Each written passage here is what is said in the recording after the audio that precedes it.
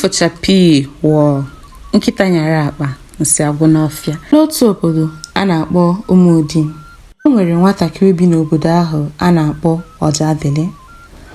Ojadili bụ naanị nwa nne na nna ya mụrụ. Ojadili bụ nwatakịrị maara ihe, ọ bụ nwatakịrị uche juru ahụ niile. Mana otu ihe bụ ihe na-ewutekarị m na ndụ Ojadili. Nne na nna Ojadili anọghịzi ndụ. Ma dịka a tụrụ n'ilu si, n'ebe a na-adụ onye nne ya nọ ndụ ọdụ, ka nke nne ya anọghị ndụ na-amụta ihe. Ya bụ na mgbe ịfụ onye dụrụ gị ọdụ, iduo onwe gị. Ojadili dụrụ onwe ya ọdụ, wee bụrụ nwatakịrị eji ama atụ, amamihe na ezi omume n'obodo Ụmụodi. N'eziokwu, ebe Ojadili nọ ka e kwuru sị na chi anaghị ahapụ mmadụ ka ọ gbara aka.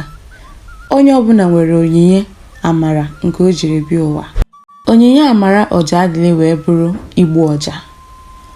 Ojadili na-egbu ọja nke ukwuu, nke bụ na ọ bụrụ na Ojadili a na-egbu ọja, ma onye ukwu ma onye nta na-edere ji. Obodo Ụmụodi na-edere ji. Ụfọdụ ndị okenye na-esi be ha dị iche iche wee na-achọ Ojadili agabe nke ya naanị ka o gboro ha ọja. Ihe gbasara igbu ọja Ojadili gazuru mba niile. Ya bụ, ọ gafere mmiri 7 wee gafee ugwu 7. Ndị nọ n'obodo ndị ọzọ na-anụ maka ogbu ọja Ojadili. Ewezuga igbu ọja ahụ, enweghịkwa enyemaka ọzọ Ojadili nwere. Dịka nwatakịrị nne na nna ya nwụnahụrụ, ọ bụ naanị ya na-eneta onwe ya. Maka o ruru otu ụbọchị chi nke ya chetara ya, eze wee daa nnukwu arụ. Dibịa dị iche iche si obodo dị iche iche bịara ka ha mara ihe na-aya eze, ma o nweghị onye maara. Dibịa mkpọrọgwụ na mkpaakwụkwọ dị iche iche bịara ka ha mara, ma o nweghị onye maara ihe na-aya eze. Ọtụtụ dibịa afa bịakwara ka ha mara ihe na-aya eze, mana o nweghị onye maara ihe na-aya eze. Etu ahụ ka arụ eze si akawanye njọ kwa ụbọchị. Ka chi na-efo, ka ya bụ ọrịa ya na-akawanye njọ. Etu ahụ ka eze si wee nọrọ, were na-eche ụbọchị ọnwụ ga-abịa ka ya nwụọ wee pụọ, n'ihi na o kpebiela na ọ bụ etu a ka ndị nna nna ya si chọọ ịkpọrọ ya. O ruo otu ụbọchị, Ojadili wee si n'akụkụ ụlọ eze were na-agafe, were na-egbukwa ọja ya dịka ogbu ọja amaara ọ bụ. Dịka ọ na-egbu ọja anwa, eze nọ n'akwa ọrịa ya wee nụ ya bụ ụda ọja ka ọ na-akpọtụ. Ọ sị onye na-elekọta ya, kpọrọ m onye na-egbu ọja.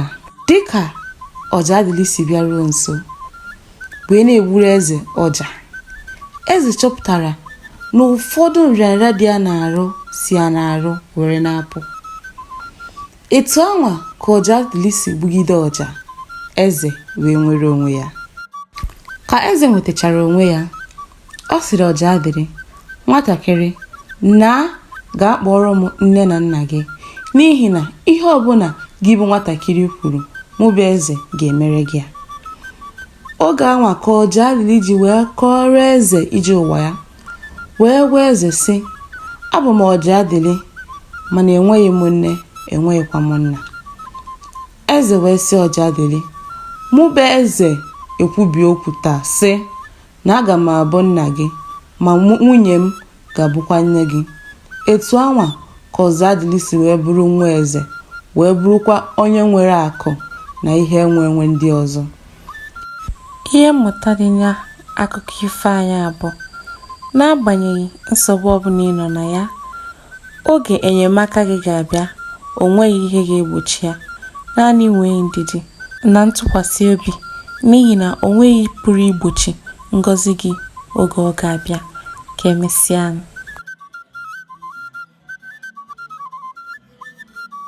Daalụ maka isonyere n'ihe onyonyo anụ a. Ana m atụ anya na ị ga-esekwa m n'ihe onyonyo ndị ọzọ na-abịanụ. Ka emesịa.